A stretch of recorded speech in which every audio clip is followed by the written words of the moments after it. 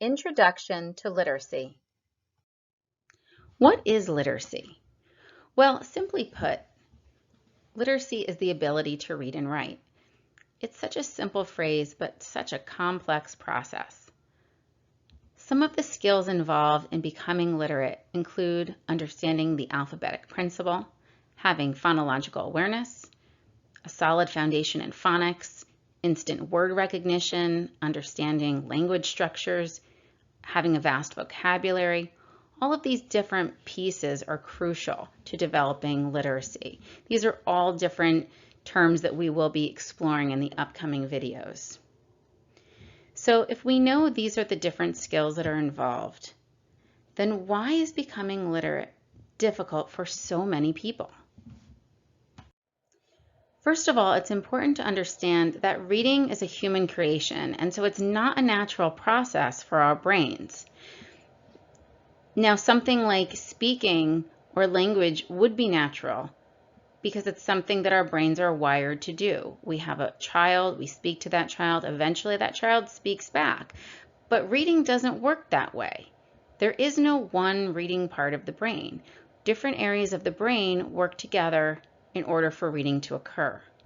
So we have an area of the brain where we're receiving visual input, part of the brain that's in charge of producing speech and comprehending grammar and language, an area of the brain where we're processing speech sounds. We're able to discriminate between different sounds, so we can hear the difference between s and z. And then we have an area of the brain that's known as the reading integrator, where we're linking letter shapes, putting them with the sounds, and being able to turn that into something meaningful. So for instance, we see the letters S-A-T, we can connect that with the sounds of s-at, and we can put it together to make a meaningful word, sat. So all of these different areas are working together. So when they're not communicating efficiently, reading difficulties will occur. By using evidence-based instruction, otherwise known as the science of reading, we can prevent most reading difficulties from even happening in the first place. As we said on the previous slide, reading is a very complex process. So in the next few slides, we'll explore the necessary components that are really required for skilled reading. So we're going to begin with something called the simple view of reading, which is sort of ironic considering that reading isn't simple at all. But if we kind of can break it down in the most simplistic way, there are two necessary components. When students read, they need to first be able to decode the words, which essentially means they're able to read it. So they can look at this word and read bat. They also need to understand what the words mean. So here we're talking about oral language comprehension. And I want to be clear that this doesn't necessarily mean words that they're reading. It also refers to words that are spoken. So if you're having a conversation with a student, do they understand what you're saying? That's their oral language comprehension. So they have to first be able to read the word and then understand it. And words can be complicated. For instance, the word bat has multiple meanings. We have a baseball bat, we have the mammal, a bat. So students have to have an understanding of the words that they're actually reading. And if they have both of these components, then they're going to have reading comprehension. Now, as you'll see, we have a multiplication sign here because anything times 0 is 0. So if they can't decode, their comprehension will be affected. If they have difficulty with oral language comprehension, their reading comprehension will be affected. So in order to have reading comprehension, you need to have both decoding and oral language comprehension. Now on the next slide, we're going to break decoding and oral language comprehension down even further. Now on this slide, we'll break language comprehension and decoding down even further by looking at Scarborough's reading rope, which is a very famous graphic that was created by Dr. Hollis Scarborough. She was a leading researcher in early language development and literacy, and she created this reading rope to really help us visualize and understand how complex reading is and all the different skills that are required for students to become skilled readers. Now, as you can see, she's taken these two categories of the language comprehension and the decoding. She calls it word recognition. She breaks it down into all of these subcategories, which we'll go over in a minute, and then we twist the strands together, and you can see they're so interwoven. There's so much overlap, and they're so dependent on each other that you need all of this in this entire chart here in order to really become a skilled reader eventually. So when students are just beginning to even speak, their parents begin speaking to them, they're starting to form their oral language comprehension. And then as they get into school, they're learning that word recognition. They're learning to read the words. So let's start with that word recognition. So in the younger grades, particularly K1, 2, students are building their phonological awareness, their awareness of sounds and words. They understand that a sentence is broken up into words.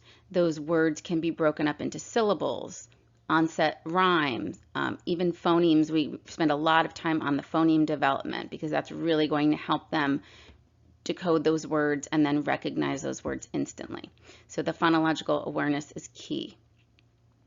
And then once students have that phonological awareness, they really are able to decode. And that's all about learning the alphabetic principle, understanding that we have a system where we have speech sounds that are represented by symbols or letters. So it's all about learning the code and understanding that spelling to sound correspondence. And then, of course, we need to make sure that students can instantly recognize words. If they're constantly having to stop and sound out words, that's not instant. We need the sight recognition to be instant so students are able to then build that fluency and have a large bank of words that they just can retrieve automatically. So all of these components work together in order to form the word recognition. And then we have, again, the language comprehension. And there's a lot involved with this. Oftentimes our students who maybe are able to decode the words, they have those foundational skills, but then they get up to 2nd, 3rd, 4th grade, they may be struggling with comprehension because they may have difficulty in one of these areas or more of these areas. So let's just break this down.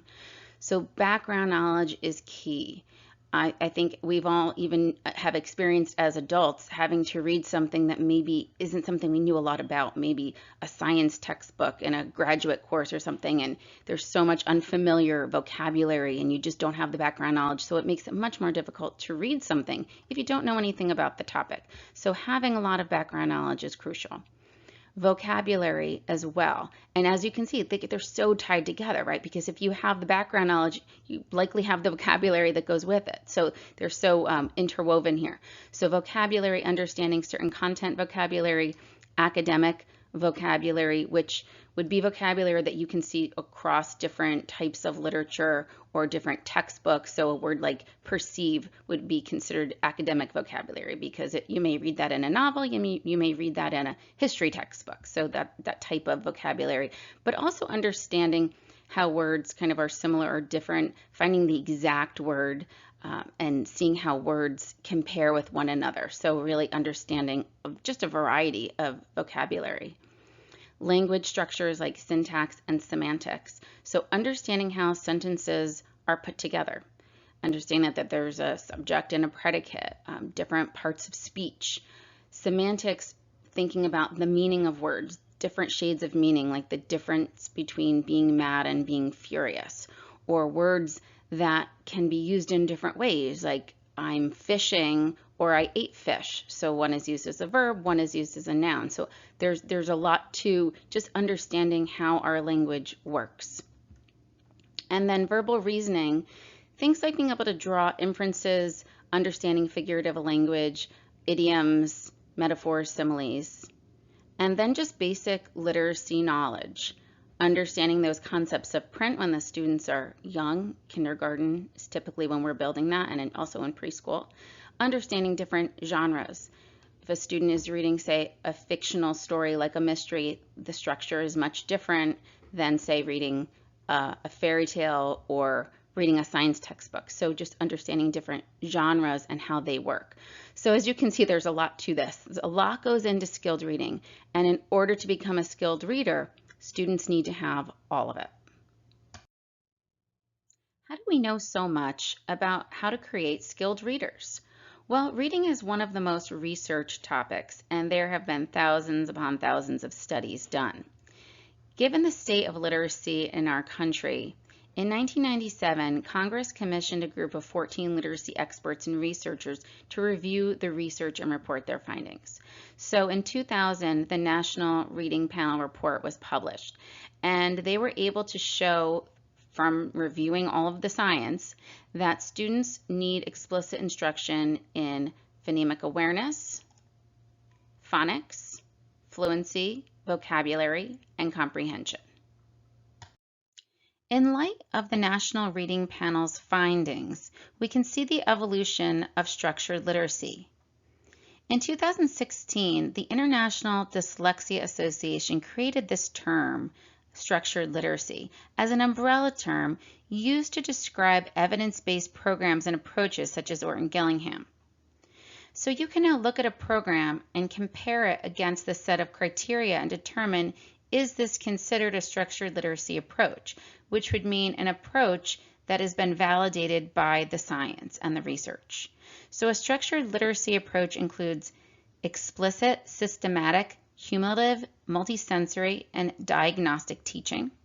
It includes things like phonemic awareness, phonics, patterns and conventions of print, which would include things like syllable types, spelling rules, generalizations such as CK comes at the end of a word after a short vowel. It includes the study of vocabulary and morphology. It includes semantics, so we're looking at the meaning of words, vocabulary, figurative language. The study of syntax, understanding how language structures work, sentence structure, grammar, mechanics, paragraphing.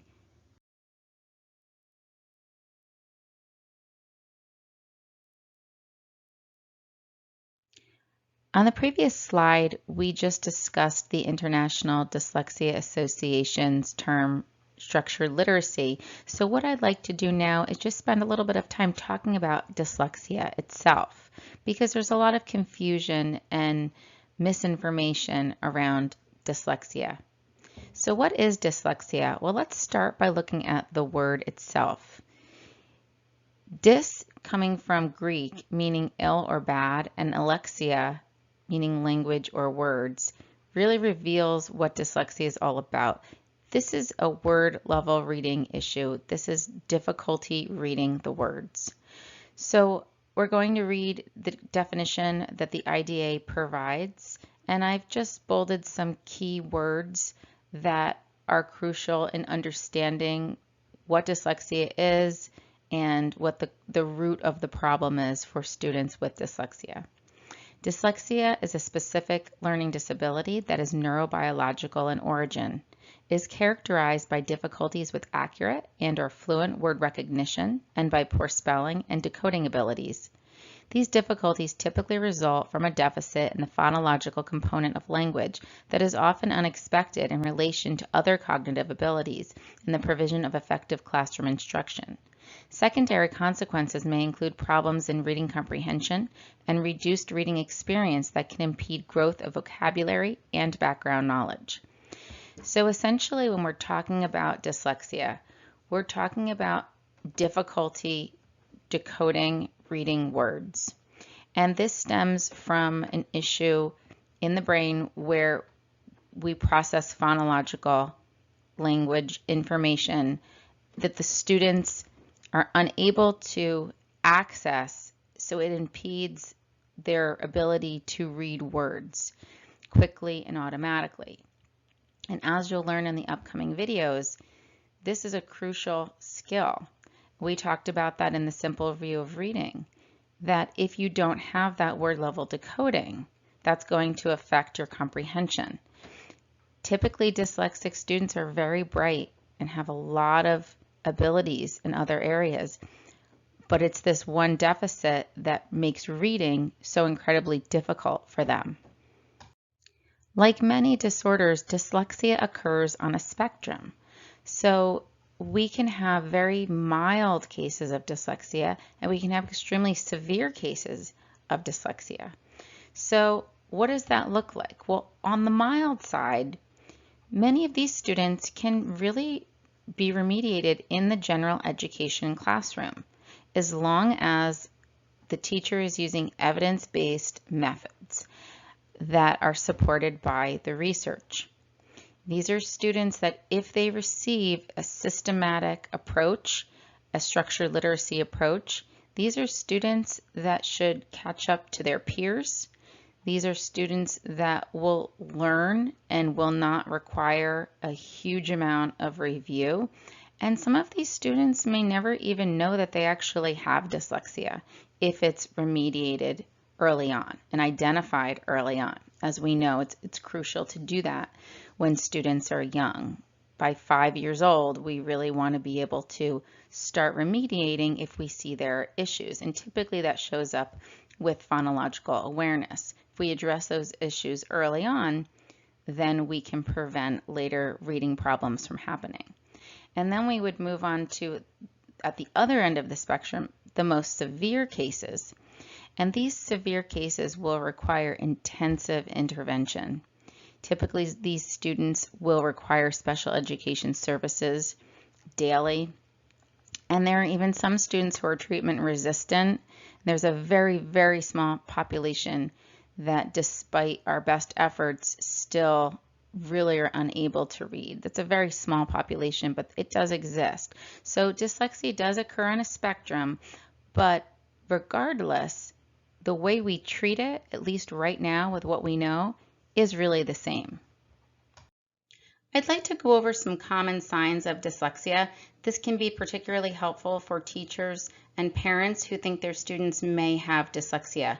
This is adapted from the Yale Center for Dyslexia and Creativity, and I've included the link to the site if you'd like to go there and read the entire article in its completion. So to begin with, in kindergarten and first grade, these are often students who have a lot of difficulty learning their letters and require a lot of repetition. In first grade, these students often look at the pictures and guess when they're reading. They may see a picture of a horse on a page, and instead of reading the word horse, they would say the word pony because they just don't have a solid understanding of that letter-sound relationship. These are students who have a lot of difficulty with phonological awareness. They may have trouble segmenting words into syllables or individual speech sounds. They may have difficulty with rhyming. It's common for these students to have difficulty reading even very simple CVC words. Oftentimes, they will see the same word over and over again, and it's just as if that word won't stick. And in second grade and above, students tend to be very slow when they read. It feels very labored, very choppy. These students often have a lot of difficulty with unfamiliar words because they just don't know how to break them up into their individual speech parts or even breaking them up into syllables. So they often will make wild guesses, and sometimes they will continue reading. They'll say a word that doesn't even make sense and they'll just continue reading and not self-monitor. Oftentimes kids avoid reading. They don't like to read out loud. They may complain about reading. They may say they have a headache or stomach ache when asked to read. We find that many of these kids will skip a lot of the small words, such as on and the, and they may skip them or they may substitute them. And sometimes this affects the way the sentence flows and the meaning may be altered, and other times it doesn't. But this tends to be very common that they will skip or misread those smaller words. Sometimes these students have some difficulty with oral language as well, retrieving just the right word they're looking for, and so sometimes their language may be vague. They may use words like stuff because they just can't find that exact word they're looking to retrieve. They may confuse the pronunciation of words like tornado and volcano because they sound so similar. Sometimes these kids have difficulty remembering other things like dates, names, telephone numbers, lists. Often these students have very poor spelling. They tend to be very phonetic spellers and have a lot of difficulty remembering irregularly spelled words such as said or they. These students can also have very messy handwriting, and sometimes students have dysgraphia, which really makes handwriting extremely difficult. And oftentimes we see these are students who are suffering from low self-esteem because they see that they're struggling, and so they attribute that to them not being smart. They may say, oh, my classmates are smarter than me, and we know that's not true, but they feel like they're not as capable because they see themselves struggling with reading. Thanks to brain imaging, we're learning more and more about the reading brain. Researchers like Dr. Sally Shaywitz use brain imaging to study both good and poor readers. Through her studies, Dr. Shaywitz found underactivation in 2 regions at the back of the brain in poor readers. By implementing a structured literacy approach, we can rewire the brain and help students build pathways and activate the parts of the brain that are required for fluent reading. A structured literacy approach would include the following: phonemic awareness, phonics, fluency, vocabulary, comprehension, and the study of language structures. To learn more about dyslexia and structured literacy, you can visit the International Dyslexia Association's website at dyslexiaida.org. In the next 3 video modules, we'll explore the foundational skills that are crucial for word-level reading and decoding. We'll learn about the current research, we'll build background knowledge, we'll share instructional methods and tools that will help you implement these evidence-based practices with your students. In Module 1, we'll investigate phonological awareness. In Module 2, phonics, and in Module 3, fluency.